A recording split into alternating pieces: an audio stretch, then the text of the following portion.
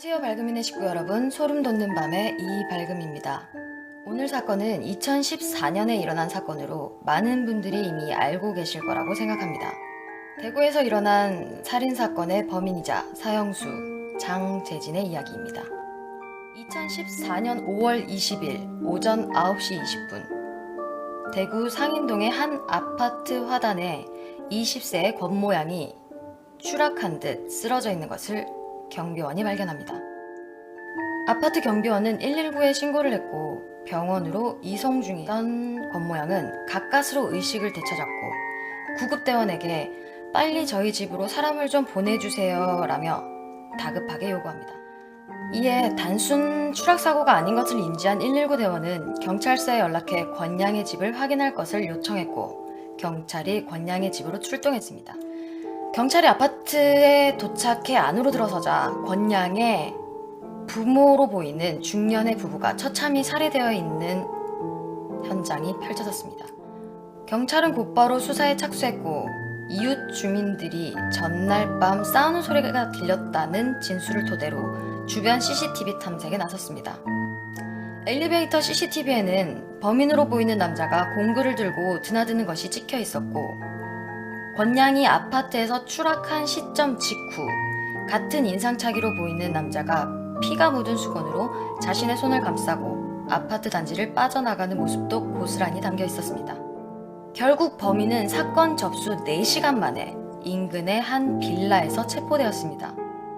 범행 직후 마트를 들러 술과 안주, 식칼을 구입해 자취방으로 돌아가 술을 마신 채 잠들어 있는 상태에서 체포당했죠. 범인은 겉모양의 남자친구였던 장재진이었습니다. 1990년생이었던 장재진은 당시 나이 25세로 군대를 전역하고 대학에 복학했고 2014년 2월 중순에 신입생인 겉모양과 동아리에서 만나 연인관계로 발전했었다고 합니다. 고작 2개월 남짓된 연애 기간 동안 무슨 일이 있었기에 이런 일을 벌이게 된 것일까요? 장재진은 보기엔 굉장히 평범한 청년이었습니다. 사교적인 성격의 대학 동아리 총연합회 회장 자리를 맡고 있었고요. 여느 대학생들처럼 아르바이트를 하며 학비와 용돈을 마련하는 성실한 이미지로 보여졌죠. 학교 행사에도 적극적으로 참여했고 주변 사람들한테 인사도 싹싹하게 잘해서 평판이 아주 좋은 편이었다고 합니다. 장재진의 페이스북입니다. 장재진은 2009년 대학에 진학한 뒤 휴학을 하고 연평 해병대에 입대했습니다. 군복무 도중에 폭행 등 후임에게 가혹행위를 저질러 군사법원에서 징역 1년에 집행유예 2년을 선고받기도 했던 전력이 있었는데 폭력적인 성향을 잘 숨기고 대학 생활을 잘 해내고 있었던 걸로 보입니다. 하지만 대학교 내 지인들의 평판과는 달리 장재진은 남자친구로서는 좋은 사람이 아니었습니다.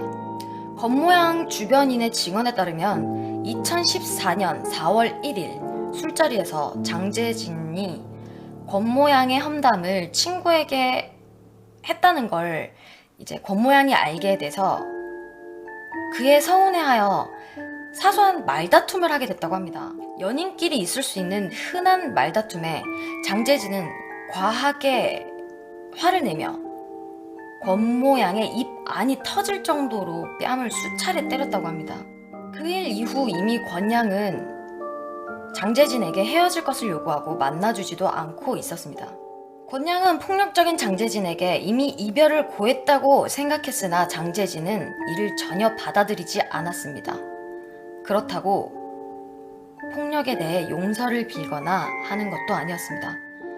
권양이 자신을 계속 만나주지 않자 4월 7일 점심시간 대학교 실험실 옆에서 마주친 겉모양을 억지로 자신의 자취방으로 끌고 가려고 합니다. 겉모양은 당연히 가지 않으려고 했고 그러자 또 얼굴과 뺨 등을 때리고 쓰러진 권양의 몸을 발로 차고 짓밟아 반항하지 못할 정도로 만들어 자신의 자취방으로 끌고 갔습니다. 그리고 자취방에 가둬두고 왜 자신을 만나주지 않느냐며 폭력을 휘둘렀습니다. 이로 인해 권양은 전치 3주 진단의 상해를 입었다고 합니다. 이날 권모양이 오후 6시가 되어도 수업에 들어오지 않아 친구들이 걱정이 되어 장재진의 자취방으로 찾아갔기에 그 정도로 그쳤던 것이라고 합니다. 안 그랬다면 더 큰 화를 입었을지도 모를 일이었습니다. 자신의 딸이 장재진에게 상습적으로 폭행당하고 있다는 것을 알게 된 권모양의 부모님은 장재진의 부모님을 찾아가 항의를 했고 다시는 자신의 딸과 만나지 않을 것을 경고했습니다. 이로 인해 장재진이 권양을 상습적으로 폭행했다는 사실이 학교에도 알려지면서 그동안 쌓아왔던 이미지가 급격하게 추락했습니다. 여자에게 폭력을 일삼는 사람으로 낙인 찍혀 동아리 연합회 회장 자리에서도 물러나라는 이야기가 나오게 되면서 장재진은 자부심을 가지고 활동하던 동아리 연합 회장 자리에서도 파직되게 됩니다. 장재진의 아버지 역시 권양과 같은 학교이므로 또 마주쳐 권양에게 해코지할 것을 염려해 학교를 그만두고 취직이나 하라며 그에게 쓴소리를 했습니다. 이런 와중에도 장재진은 자신의 행동에 대한 반성보다는 자신의 마음을 받아주지 않는 권모양과 그의 가족에게 앙심을 품고 복수를 계획하게 됩니다. 이 상인동 중년 부부 살인사건은 20대 어린 나이에 저지른 끔찍한 살인사건이라서 충격적이기도 했고요. 범행 동기가 이해할 수 없는 사건이라서 또 충격적이었고요. 그리고 범행 수법이 너무나도 잔인하고 치밀했기 때문에 사람들의 공분을 샀던 사건이기도 합니다. 장재진은 정말 철저하고 꼼꼼하게 범행을 준비했습니다. 장재진은 권양의 집에 의심 없이 침입을 하기 위해 배관공으로 위장을 합니다. CCTV에 찍혔던 모습이 배관공으로 위장을 했던 겁니다. 그리고 권모양의 부모가 자신을 배관공으로 믿게 하기 위해 사전에 필요한 내용들을 적어가며 숙지를 했습니다. 그 다음은 도구 구매를 했죠. 배관공으로 보일 소품인 몽키 스패너, 상대방을 제압하기 위한 스프레이 라카, 그리고 혹시나 몸싸움이 벌어져 자신이 다치게 되면 사용할 붕대와 소독약, 공격에 필요한 식칼, 피가 많이 필 것을 대비해 갈아입을 여분의 옷, 그리고 혹시나 피가 흥건히 흐르면 처치가 곤란하니 피를 응고시킬 밀가루, 이렇게 하나하나 꼼꼼하게 준비했습니다. 2014년 5월 19일 오후 5시 30분 장재진은 계획을 실행에 옮깁니다. 배관공으로 위장하여 권모양의 아파트를 찾아간 그는 몇 분 정도 아파트 내부를 살핀 뒤 권양의 부모님만 집에 있는 것을 확인하고는 다시 밖으로 나옵니다. 이후 1시간쯤 후인 6시 20분 다시 권양의 집으로 향합니다. 얼마나 여유로웠는지 범행을 저지르러 가면서 아파트 엘리베이터 거울을 보며 머리를 매만지는 모습도 볼 수 있습니다. 장재진은 태연하게 권양의 집으로 들어가 화장실 배수관을 수리하는 척합니다. 그러면서 자연스레 49세의 권양의 모친에게 도와달라며 화장실로 유인했습니다. 아무런 의심 없이 배관공을 도우러 들어온 권모양의 모친 이씨에게 장재진은 미리 준비해온 라카를 얼굴에 뿌리고 화장실 문을 잠궜습니다. 화장실에 쓰러진 이씨를 칼로 찌르고 망치로 내리쳐 살해했습니다. 아내의 비명소리를 듣고 화장실로 달려온 53세 권양의 부친은 범행 현장을 목격하고 현관으로 달아나 도움을 청하려 했지만 이내 장재진에게 붙잡혀 흉부와 등을 마구 찔려 살해당했습니다. 순식간에 계획했던 살인이 끝나자 낯선 이를 보고 지저대는 반려견이 눈에 들어왔습니다. 장재진은 반려견을 집어들어 세탁기에 집어넣고 작동 버튼을 눌러버렸습니다. 조용해진 집안에서 장재진은 냉장고에서 소주를 꺼내 마시며 피해자의 가방을 뒤적거렸습니다.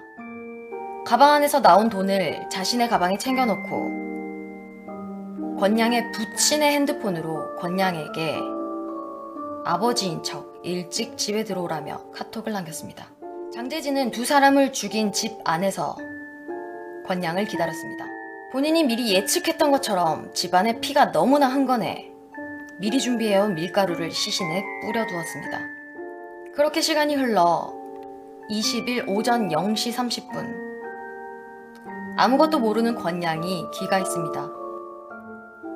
현관문을 열고 들어오자 눈앞에 보이는 충격적인 장면에 정신이 나가 있는 권양에게 장재진은 복수하러 왔다 라고 말하고 권양을 부모님의 시신을 자세히 보지 못하도록 방으로 급히 끌고 들어갑니다. 장재진은 겁에 질린 권양에게 모친 마늘 살해한 것처럼 말했습니다. 권양은 아버지가 중상을 입었을 거라고 생각해 119에 신고를 하게 해달라며 뭐든지 다 하겠다고 말합니다. 절박한 심정으로 스스로 옷을 벗으며 성관계를 하면 119를 부르게 해줄 수 있겠냐 라며 애원까지 했다고 합니다. 이미 부친까지 살해한 장재진은 뻔뻔하게도 애원하는 권양에게 네가 하는 것 봐서 라고 말하며 권양을 강간했습니다. 절박함에 모든 걸 내려놓은 권양의 몸을 빼앗은 후 이미 사망한 아버지의 시신을 권양에게 조롱하듯 보여줬다고 합니다. 이에 권양은 정신적인 충격에 자해를 시도했다고 합니다. 권양은 그 순간 자기 자신 때문에 부모님이 죽음에 이르게 됐다고 생각하며 죄책감에 죽고 싶었을 겁니다.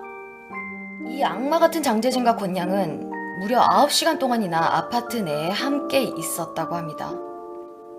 부모님의 시신과 함께 감금되어 있었던 거죠. 권양에게 지옥과도 같았을 이 9시간 동안 장재진이 한 얘기는 어이없게도 학교 동아리에 관한 이야기였다고 합니다. 행사 일과 회장 일도 도맡아 했을 만큼 그 동아리에 애착이 강했던 장재진은 권양과 헤어진 후에 권양이 혹여나 동아리 사람들에게 자신의 이야기를 하고 다니면 이미지가 나빠질까를 걱정하며 이 일이 있기 전에 탈퇴를 하기를 부탁하기도 했다고 합니다.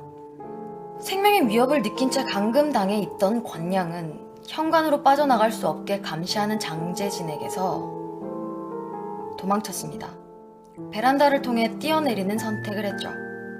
아파트의 높이는 4층이었기에 장재진도 예측하지 못했던 일이었습니다.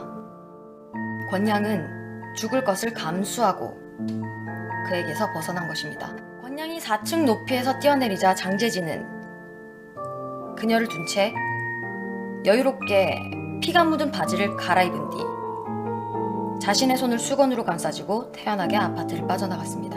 현장 검증 사진에서 보시면 이 씨의 모친을 살해할 때 칼로 머리를 5차례 찌르면서 두개골을 너무 힘껏 내리쳤기 때문에 자신의 손에 상처가 생겨 피가 났다고 합니다.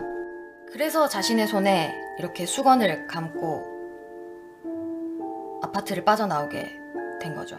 권양이 추락한 당시 경비원에게 바로 발각이 되지 않았다면 아마 장재진은 권양에게 다시 내려가 어떤 몹쓸 짓을 하고도 남았을 거라고 프로파일러들은 얘기합니다. 때마침 경비원이 그곳에 있었기 때문에 장재진이 권양을 포기한 채 자리를 뜬 것이죠.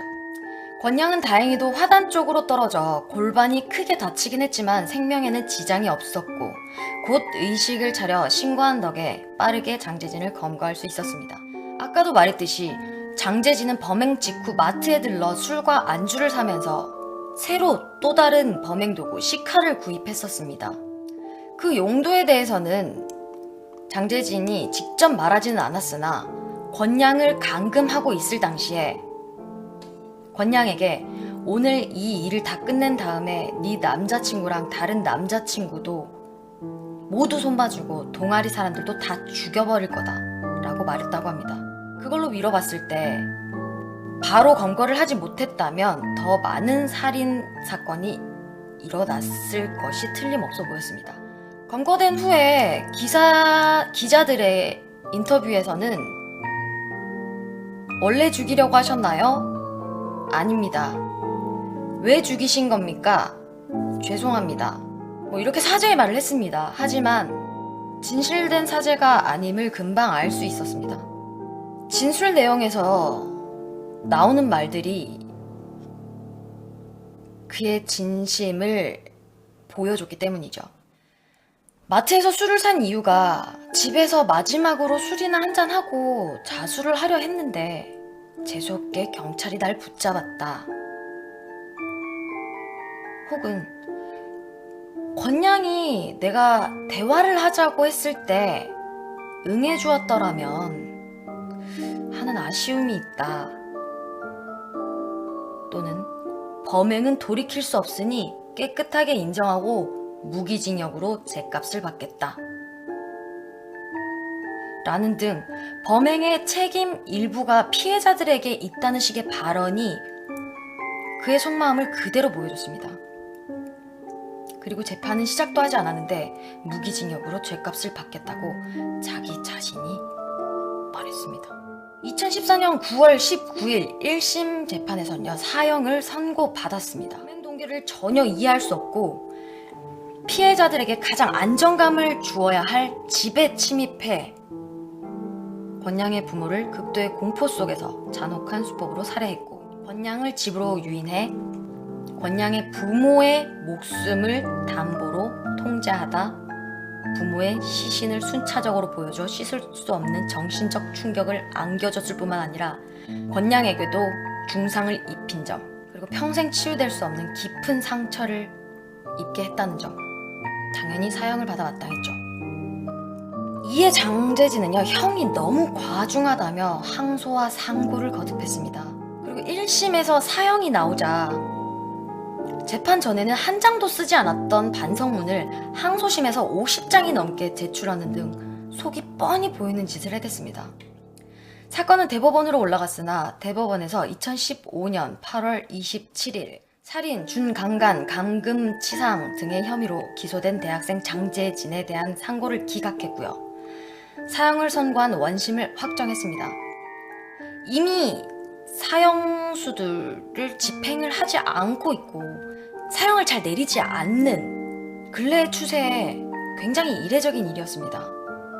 그만큼 법원에서도 본 사건의 흉악성을 인정했던 것이죠.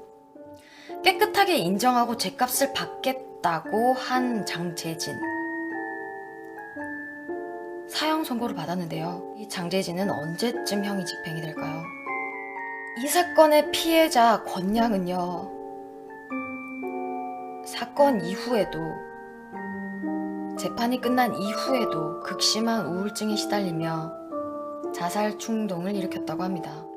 20대의 꽃다운 나이에 너무나 큰 일을 당해서 극복해내기가 너무나 힘들겠지만 부디 잘 추스리시고 씩씩하게 살아가시길 응원하겠습니다. 본인의 잘못이 아닙니다. 장재진이 저지른 범죄에 합당한 죗값을 하루빨리 받길 바라는 마음으로 만든 제 영상이 혹시나 다시 아픔을 상기시키는 영상이 되지는 않았으면 하는 간절한 바람입니다. 오늘도 밝음이 영상 시청해주셔서 감사합니다.